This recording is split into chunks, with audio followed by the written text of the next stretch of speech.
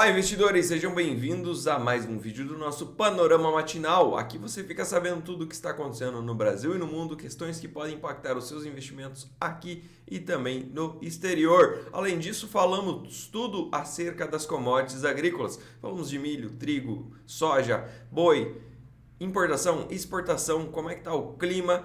E também falamos aí das projeções de ofertas e demanda global. Pessoal, por falar nisso, vamos começar aqui falando de trigo na Bolsa de Chicago, que caiu 0,28% nesse pregão noturno. Temos o milho aí subindo 0,08%, soja que ontem realizou bem as altas recentes, devido ao relatório do USDA. Soja continua caindo no pregão noturno, cai 0,20% para o grão, 0,5% para o farelo da soja e sobe 0,26% para o óleo de soja. Para as commodities não agrícolas, hoje temos uma alta forte no minério de ferro, que sobe 2,56%, e temos uma alta para o petróleo, que sobe 0,88%. Esses dois fatores podem ajudar aí a nossa bolsa no dia de hoje, botando a Vale mais para cima e a Petrobras também continuando o movimento de alta que fez ontem, subindo aí mais de 2% para a Petrobras, né? Pessoal, ontem a gente teve aí publicação do relatório de oferta e demanda dos Estados Unidos, um fator bem importante para a parte das commodities agrícolas, e eles trouxeram alguns números e a gente vai destrinchar agora durante este vídeo. Para o milho, a produtividade esperada era de 181,19, a esperada novamente, né? E foi publicado uma produtividade maior pelo USDA. Alguns produtores lá do centro-oeste dos Estados Unidos já vinham comentando no Twitter, principalmente, de produtividades melhores e de fato isso foi consumado nesse relatório. A USDA trouxe aí uma produtividade para o milho de 182,97 para o milho, trazendo a produção também para cima. Com a produtividade maior, a produção também aumenta. A expectativa era de 382,95 e ficou em 386,97. Fator negativo aí para o milho. E o estoque final, que era esperado de 54,08, veio a 54,75. Isso olhando lá para o milho dos Estados Unidos. Na parte do milho mundo, a gente teve também aqui uma expectativa de estoque final para o mundo de 312 milhões de toneladas e ficou em 314,99 milhões de toneladas.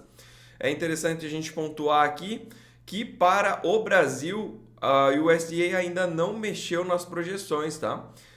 O dado anterior veio com 129 para a produção do Brasil, e esse mês também 129 milhões de toneladas. A expectativa da Conab aqui para o Brasil já é de 125 milhões de toneladas, ou seja, tem aí um ajuste a ser feito de 4 milhões de toneladas.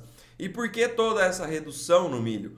Bom, muitos produtores estão insatisfeitos com os preços praticados no milho e por isso devem sim para a próxima safra aí, reduzir o tamanho da área do milho safrinha.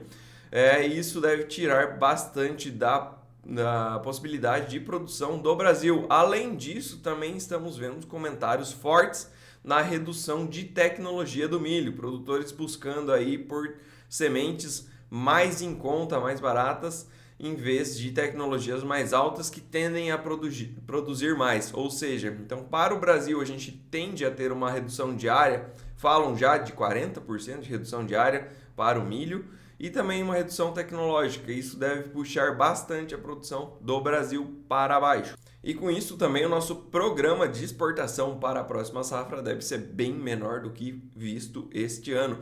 Esse ano o programa de exportação do milho ele vai caminhando para a casa dos 55 milhões de toneladas, com possibilidade de chegar lá até janeiro de 2024.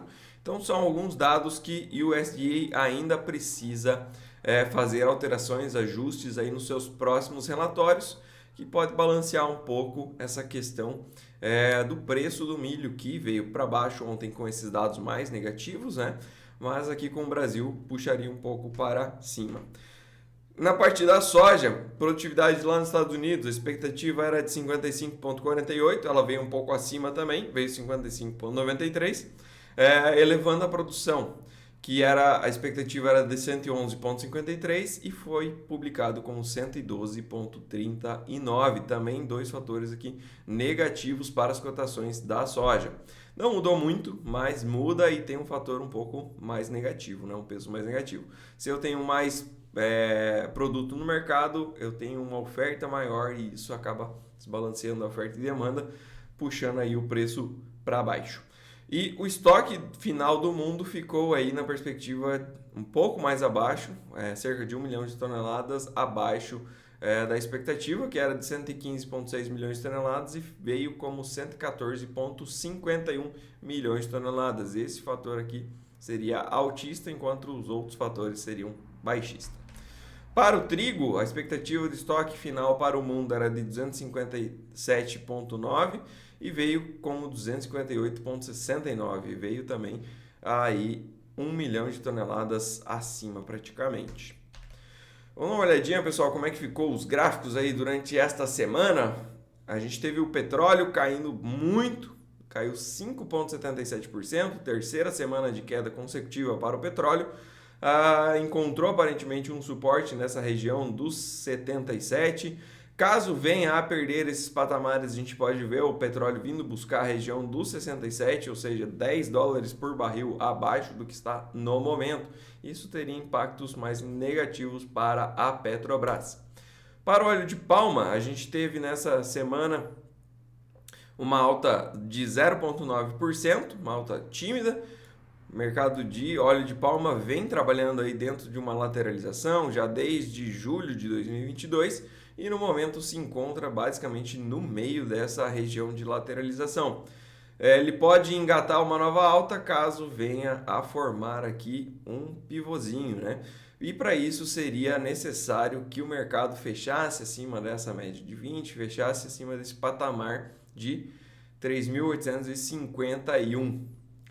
Para o óleo de soja, a gente teve na semana uma alta de 2,45%. Lembrando que para o óleo de soja esse dado ainda não é fechado, tá? Diferente do óleo de palma que já fechou a bolsa lá onde ele opera, na Malásia.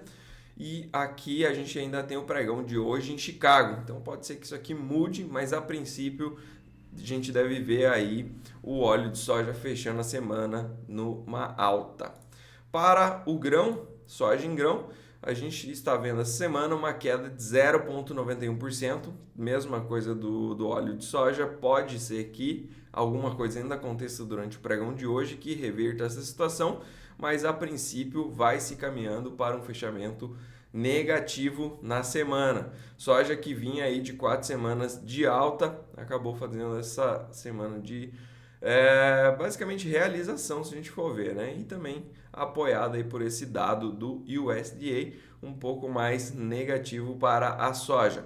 Caso a gente veja na semana que vem a soja vindo buscar patamares acima da máxima da semana, a gente deve ver uma busca pelos 14,32 dólares por bushel lá em Chicago.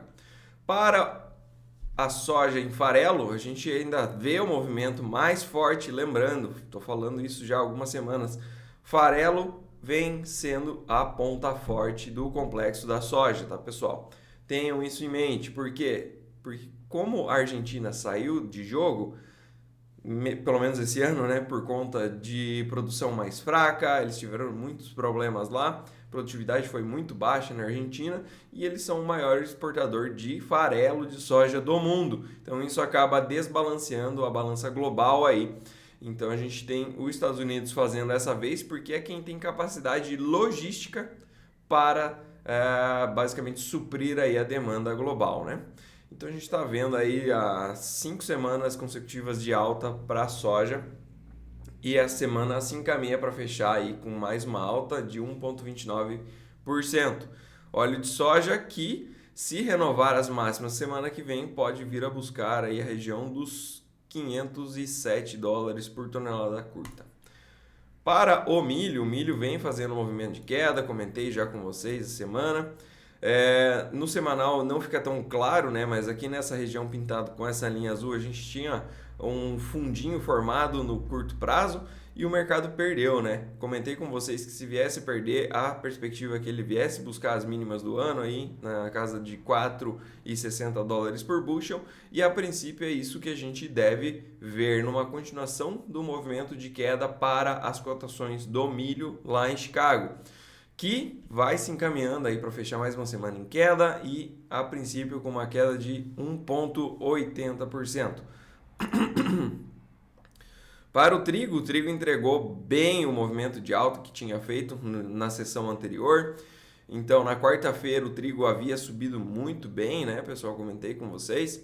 E vai deixando agora uma sombra. Ontem caiu bem também devido ao fato de vir com um estoque maior, em torno de 1 milhão de toneladas. Isso acabou puxando negativamente os preços, né? E a gente vê aí deixando no gráfico uma sombra superior, novamente testando essa linha média do canal de baixa e não conseguindo evoluir os preços acima dela. Se o mercado vier a perder a mínima dessa semana, a gente pode ver uma continuação do movimento baixista que vem sendo formado desde maio de 2022. Então, vamos ficar atentos a esse mercado de trigo. E trigo caindo, ele tende a puxar também o milho.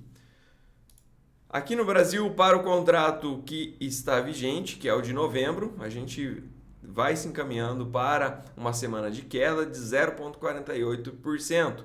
Milho que volta para dentro daquele retângulo de lateralização e vai ficar muito condicionado aí ao milho físico, né?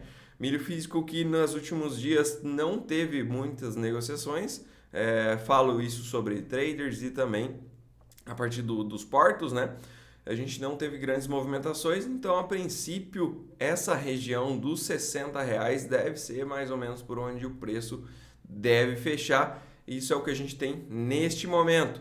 Lembrando, os últimos dias do contrato ele fica muito atrelado ao mercado físico, que é quem vai dar o último preço para a liquidação deste contrato. A formação, como foi explicado pelo Marcelo no vídeo de quarta-feira, caso você não viu, vai ficar no card aqui em cima. Ela é feita nos últimos 3 dias de negociação aí do contrato. Então é feita uma média em cima desses últimos 3 dias com base no físico. Por isso que ele fica travado em cima do preço físico de Campinas. Olhando para o dólar DXY, a gente teve essa semana uma alta de 0,71%. Isso aqui também pode mudar durante o dia, porque a gente ainda tem todo um pregão a ser negociado, né? Mas a princípio o dólar contra as principais moedas do mundo vem se fortalecendo nesta semana e deve encerrar nesse tom mais altista. O dólar que veio fazendo um movimento bem interessante, né? Se a gente olha para trás aqui, olha quantas semanas consecutivas, cada barra dessa significa uma semana, né? E olha só quantas delas o dólar se fortaleceu contra as principais moedas do mundo. Então o dólar vem mais forte aí no mundo. E aqui no Brasil, a princípio, nós estamos descolados, né? Brasil vindo com mais força contra a moeda americana. Para a nossa bolsa, essa semana a gente vem para um fechamento com uma alta de 0,74%. Ainda temos o pregão de hoje, após uma semana, na semana anterior, né? Que foi uma semana bem forte de alta, subiu 4,29%. E a princípio o que a gente tem aqui é uma continuação desse movimento. Caso o mercado consiga se manter acima dessa região dos 119.700 mil pontos, a gente tem uma perspectiva de que ele venha a buscar aí a casa dos 123, 124 mil pontos. Então, bolsa brasileira mais forte aí contra o mundo, né? A gente vê também S&P subiu, tivemos Nasdaq subindo, mas a Bolsa Brasileira de fato subiu bem e conseguiu manter a alta aí durante a semana. Não teve um período de realização por enquanto. Vamos dar uma olhadinha agora nas bolsas ao redor do mundo, pessoal. Ontem tivemos Estados Unidos fechando em queda de 0,81%, Nasdaq com uma queda de 1%, Dow Jones 0,65% de queda. E aqui no Brasil, apenas 0,12%. Se manteve bem mais estável, mais forte a nossa bolsa. Algumas questões aí impactaram os Estados Unidos, principalmente a o discurso do Powell que foi feito às 4 horas da tarde. Lembrando que no dia anterior ele teve uma reunião e não falou nada sobre questões econômicas. Porém, ontem ele realmente veio e trouxe esse assunto à tona, dizendo que não dá para dizer ainda, não dá para bater o martelo que acabaram as altas de taxa de juros lá nos Estados Unidos, porque os dados econômicos ainda seguem fortes. Então é preciso olhar com mais calma para essa questão, e isso acabou colocando aí a água no chope do pessoal da Bolsa. Lembrando também que as bolsas lá nos Estados Unidos, assim como aqui no Brasil, elas vieram em uma ascendente bem interessante, bem alta aí, nas últimas sessões, né? Então havia sim um espaço para uma realização. Então temos que ver se isso de fato foi um incômodo gerado pela fala do Powell ou se era algo natural de acontecer, né? Para hoje, pessoal, Ásia e Pacífico, a gente tem Xangai fechando com 0,47 de queda, Hang Seng com 1,95 de queda, Japão caiu 0,24, Coreia do Sul 0,72 e Austrália 0,55. Na Europa temos um dia mais negativo também, Eurostock 50, que reúne as 50 maiores ações em termos de negociação, cai 0,96%. E a gente vê aí, sumariamente, Europa em queda. Destaque de queda fica para a Bolsa Inglesa, que cai 1,33%. A Alemanha também cai 0,8%, França 1,16% de queda, temos Espanha com 0,42% e Itália caindo 0,72%. Para a parte de futuros, a gente tem uma leve queda para o S&P 500, praticamente no 0 a 0, né? Cai no momento 0,04% e Nasdaq com uma queda de 0,18%. Olhando para o dólar, a gente tem um dólar um pouco mais fraco contra as principais moedas do mundo, caindo 0,08% no momento, e temos um dólar mais forte contra moedas de países emergentes. Lembrando que a fala do Powell ontem puxa o dólar para cima e empurra as bolsas para baixo. Então, perspectiva para o dia de hoje, olhando para o cenário externo, seria um dia para realização de bolsa. É sexta-feira, o pessoal teve um lucro muito bom na semana passada. Pode ser que a gente veja um movimento mais negativo aqui no Brasil também. E um pouco mais positivo para o dólar. Aqui no Brasil a gente ainda tem algumas questões que podem fazer com que a gente descole do cenário global, que é a questão do minério de ferro subindo bem e o petróleo subindo. Esses dois puxam as duas principais ações do nosso índice, as duas ações que têm mais peso dentro dele, né? Então pode ser que elas acabem segurando o índice e façam com que a gente descolhe aí do cenário. Outro ponto também é a agenda do dia. Aqui no Brasil nós teremos às 9 horas da manhã a publicação da inflação aqui no Brasil. Caso ela venha abaixo da expectativa, aí sim, de fato, a gente deve descolar do cenário global. Por quê? Porque aqui vai aumentar o ganho de juros real, trazendo mais dinheiro para dentro, que derrubaria o dólar e também traria uma perspectiva mais positiva para a nossa bolsa. Então, às 9 horas da manhã, um dado importante aqui para o Brasil. E fora isso, pessoal, os dados que saem ao longo do dia não são relevantes e não temos mais nada a prestar atenção.